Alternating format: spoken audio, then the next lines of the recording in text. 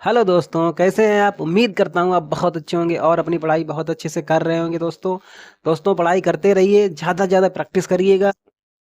छोटे छोटे वीडियो के तहत दोस्तों आपको पूरा हम रिवीजन करा देंगे। दोस्तों आप देखिएगा, आज हम इतिहास से कुछ शब्दावली देखेंगे दोस्तों, जो एग्जाम में आपको देखने को मिलेगी दोस्तों। क्योंकि शब्दावली से क्वेश्चन आते हैं दोस्तों, ऐसे ऐसे शब्दावली पूछते हैं जिसमें हम कंफ्यूज हो जाते हैं कि इसमें कौन सा आंसर हो सकता है। तो वो शब्दावली सारी दोस्तों मैंने एक जगह लगा दी है, आप पूरा देखिए वीडियो। आपको ना दोस्तों सारा कन्फ्यूजन दूर हो जाएगा। आप देखिएगा कि आपकी शब्दावली और इतिहास से जो बनने वाले पॉइंट्स हैं, क्या सारे आपके तैयार हैं? अगर नहीं तैयार है तो दोस्तों इनको तैयार करने की कोशिश करिएगा।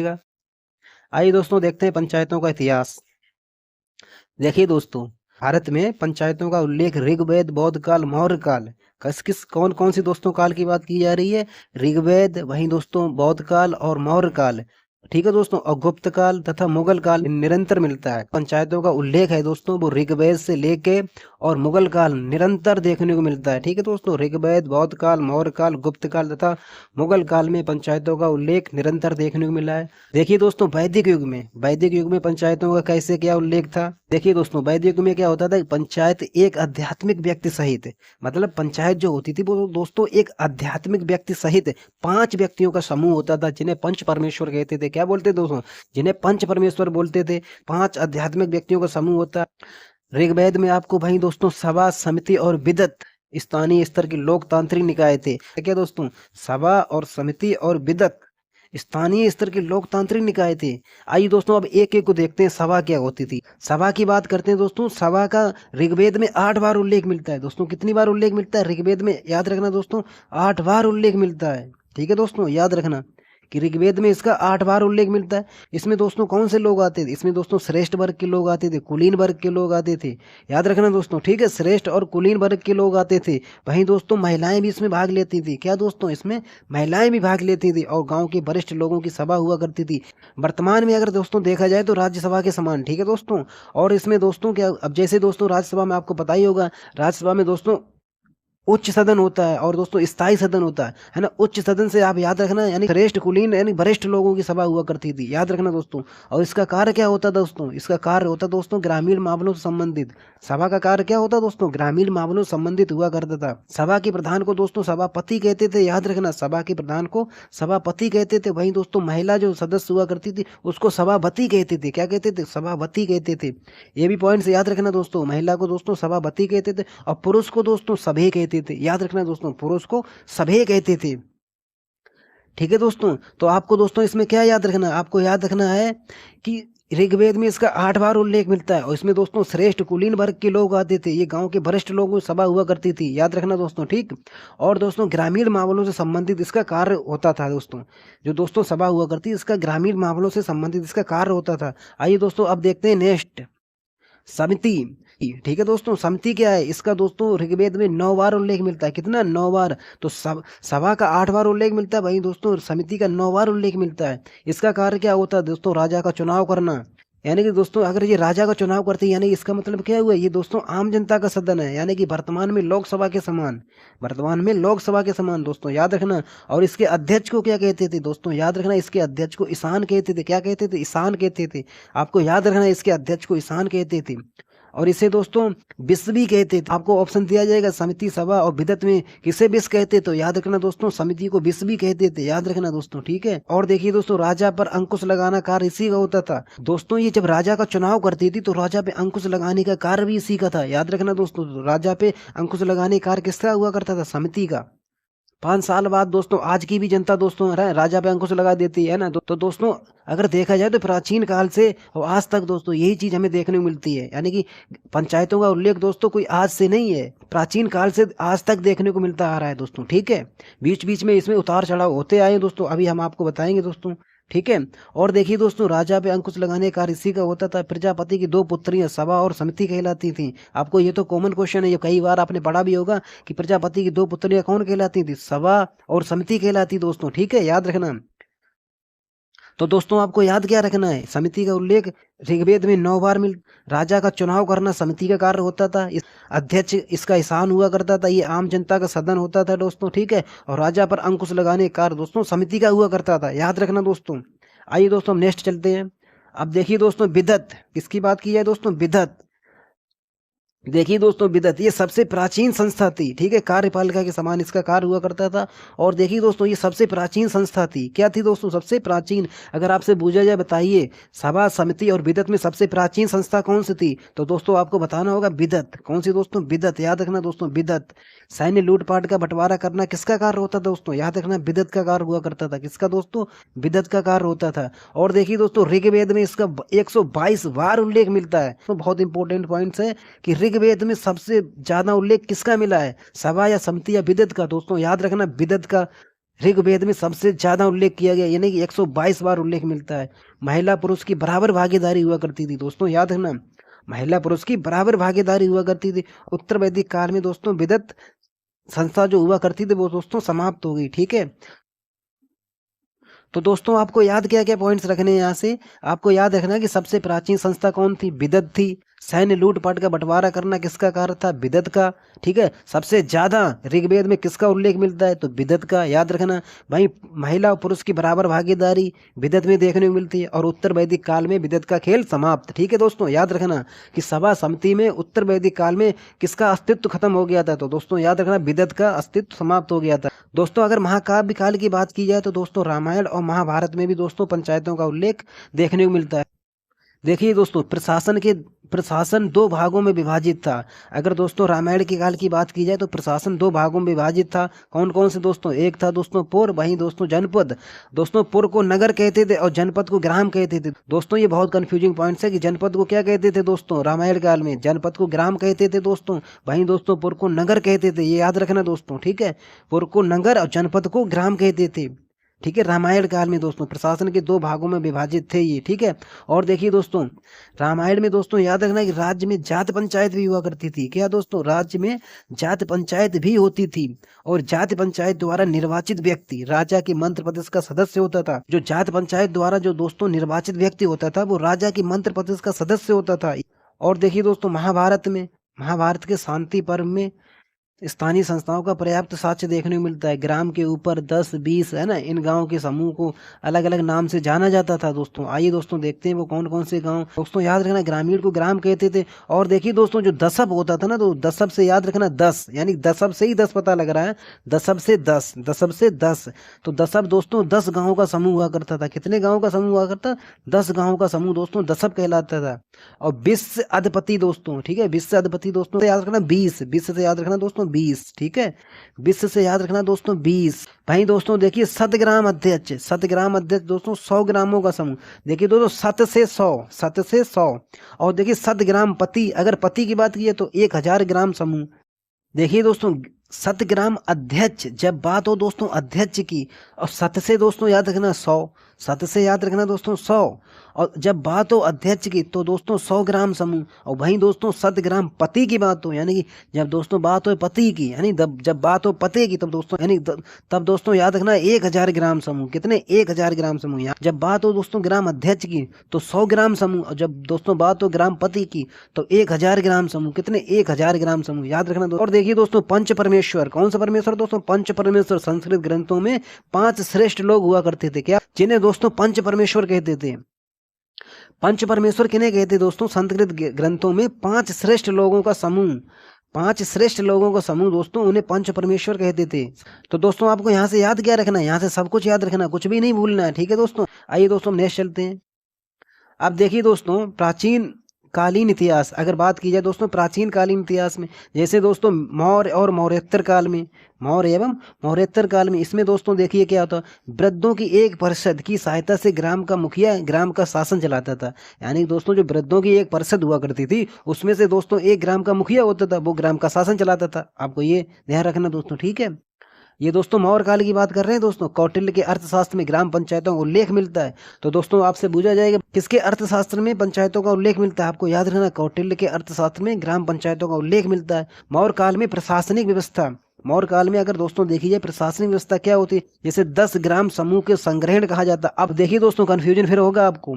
अब देखिए दोस्तों, ये पॉइंट आपको याद रखना है कि यहाँ पे दोस्तों 10 ग्राम समूह को संग्रहण कहा जाता, वहाँ पे 10 ग्राम समूह को दशव कहते थे। याद रखना दोस्तों, क्या कहते थे? दशव कहते थे। देखिए दोस्तों, यहाँ पे 10 ग्राम समूह को दशव कहते थे। ये महाभारत काल की बात हो रही है।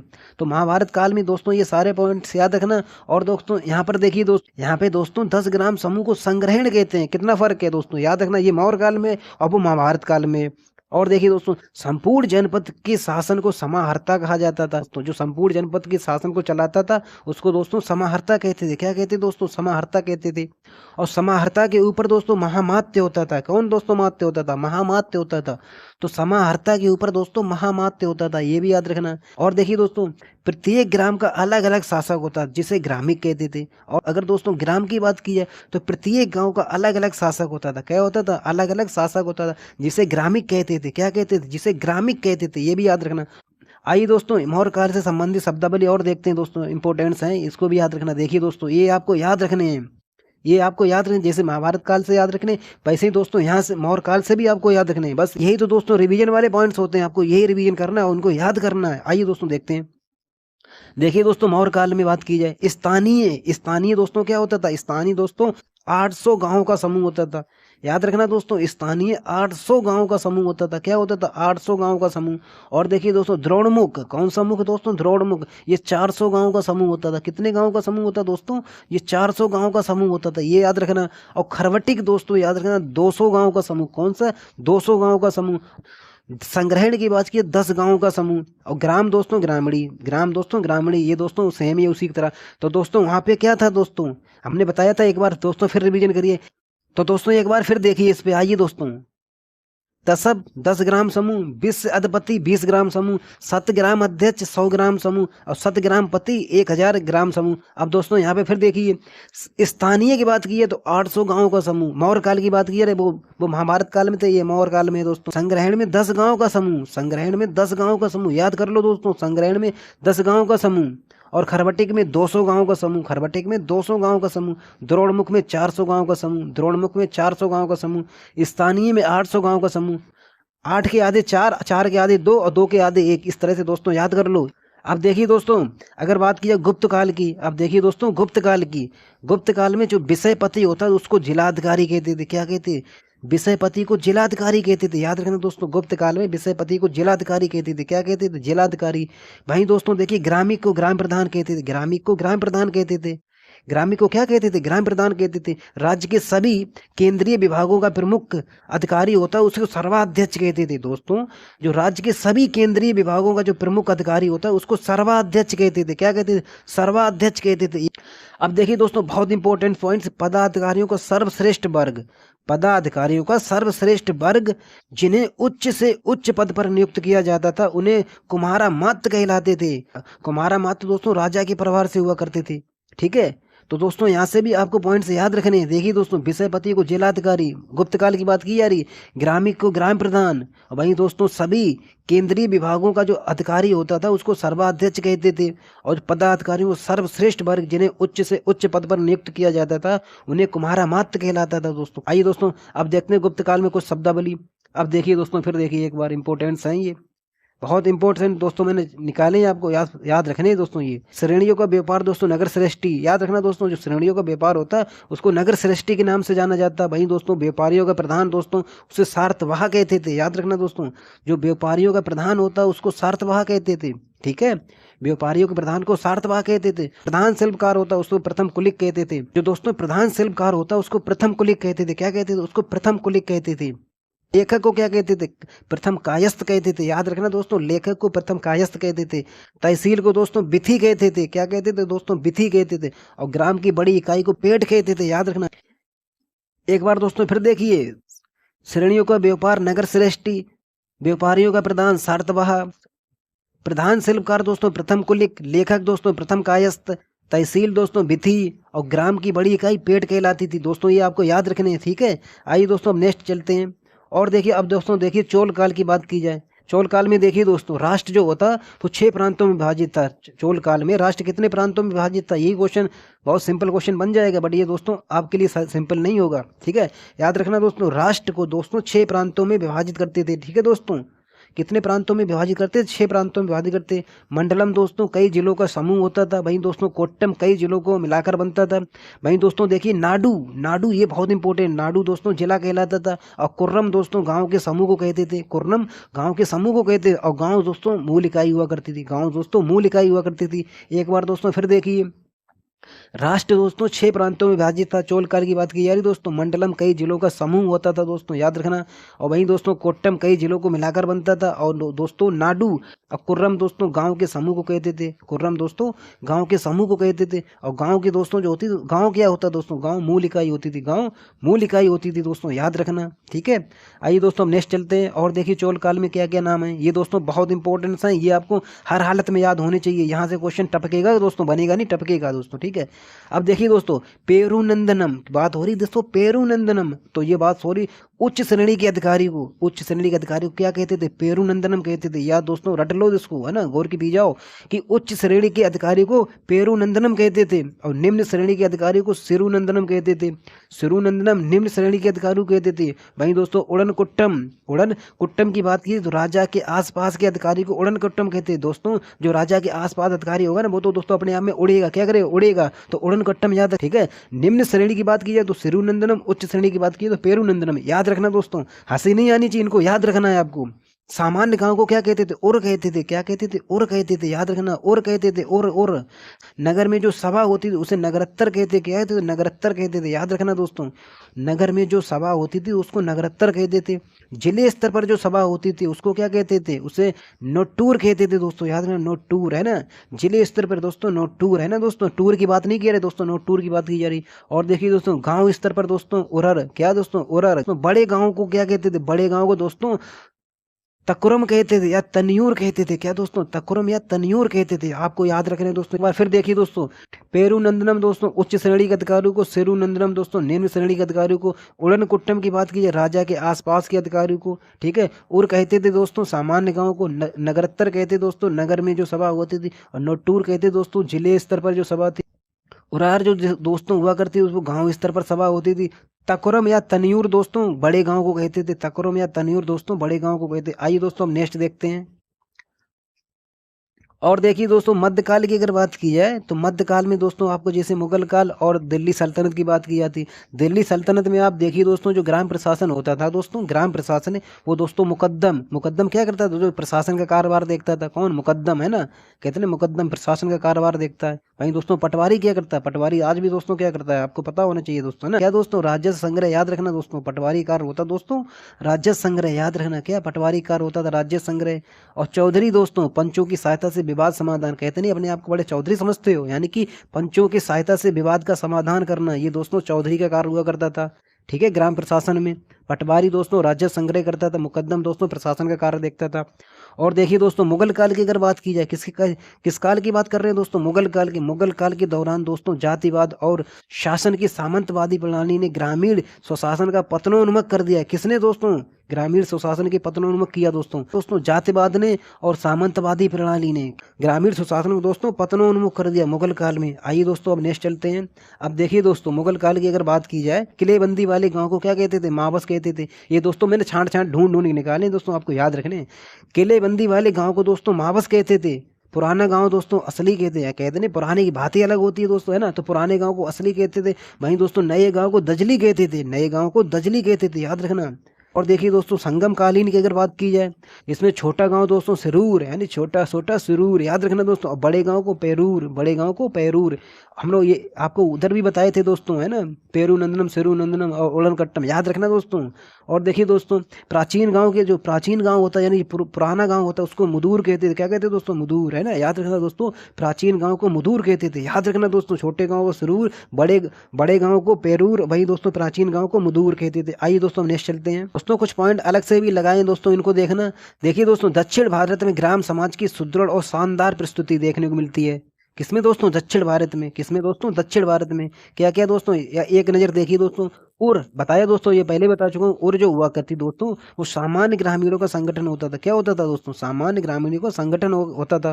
वहीं दोस्तों महासभा क्या होती थी? महासभा दोस्तों होती थी ब्राह्मणों का संगठन। किसका संगठन? ब्राह्मणों का संगठन। नाडु की बात की जाए दोस्तों तो ग्रामीण इकाई में प्रशासन का केंद्र दोस्तों नाडु, ठीक है। और देखिए दोस्तों लॉर्ड मेयो, किसके दोस्तों, लॉर्ड मेयो की बात करिए 1870 में। कब दोस्तों, 1870 में। स्थानीय संस्थाओं का उद्भव, स्थानीय संस्थाओं का उद्भव किसके काल में देखने को मिलता है? तो दोस्तों आपको याद रखना है कि स्थानीय संस्थाओं का उद्भव लॉर्ड मेयो के काल में देखने को मिलता है 1870 में। किसके काल में? 1870 में, लॉर्ड मेयो के काल में। और देखिए दोस्तों ग्रामीण स्तर पर अगर बात की जाए, किसमें दोस्तों, ग्रामीण स्तर पर, तो लॉर्ड रिपन द्वारा ग्रामीण संस्थानों का लोकतांत्रिक ढांचा प्रदान किया गया। अगर आपसे पूछा जाए कि लोकतांत्रिक ढांचा किसके शासनकाल में प्रदान किया ग्रामीण स्तर पर, तो लॉर्ड रिपन के काल में 1882 में, 1882 याद रखना। और देखिए दोस्तों वर्ष 1919 में मॉन्टेग्यू चेम्सफोर्ड सुधार ने स्थानीय सरकार के विषयों को प्रांतों के अधिकार क्षेत्र में स्थानांतरित कर दिया। कहाँ कर दिया दोस्तों? प्रांतों के अधिकार क्षेत्र में स्थानांतरित कर दिया। किसके समय दोस्तों? मॉन्टेग्यू चेम्सफोर्ड के समय। किसके समय? मॉन्टेग्यू चेम्सफोर्ड याद रखना, और 1919 याद रखना, ठीक है। संविधान के अनुच्छेद 40 में, किसमें दोस्तों? संविधान के अनुच्छेद 40 में ग्राम पंचायतों गठन का प्रावधान है, अनुच्छेद 40 में, याद रखना दोस्तों, ठीक। तो कुछ पॉइंट्स और देखिए, ये मैंने आपको बता दिए, फिर भी एक नजर देखिए दोस्तों। जैसे ग्राम शब्द का सर्वप्रथम उल्लेख वैदिक साहित्य में मिलता है। आपसे ये डायरेक्ट क्वेश्चन पूछा जाएगा, बताइए ग्राम शब्द का उल्लेख सर्वप्रथम कहाँ मिलता है? तो वैदिक साहित्य में मिलता है, ये भी याद रखना दोस्तों, ठीक। ग्रामीणी कौन होता था दोस्तों? ग्राम प्रशासन का अधिकारी ग्रामीणी होता था, ठीक है दोस्तों। ग्राम प्रशासन का अधिकारी को ग्रामीणी कहते थे, याद रखें। हदबंदी कार्य किसका होता था दोस्तों? गोप का होता था। किसका? गोप का, याद रखना दोस्तों। ये कुछ पॉइंट्स बहुत इंपॉर्टेंट है, मैंने अलग से लगा दिए। कि हदबंदी का कार्य कौन करता था दोस्तों? तो गोप करता था। कौन दोस्तों? गोप। और वहीं दोस्तों ग्रामीण प्रशासक, ऊपर दोस्तों देखिए ग्राम प्रशासन अधिकारी और यहाँ पे क्या है? ग्रामीण प्रशासक है। दोनों फर्क है दोस्तों। ग्राम प्रशासन अधिकारी की बात की जाए तो ग्रामीणी है, यहाँ पे दोस्तों प्रशासक की बात हो रही है। और ग्राम प्रशासन देखिए दोस्तों, तीन के तीनों दोस्तों बहुत कंफ्यूजिंग पॉइंट्स हैं। यहाँ पे दोस्तों अधिकारी नहीं लगा है, यहाँ पे सिर्फ है ग्राम प्रशासन। क्या है दोस्तों? यहाँ पे है ग्राम प्रशासन।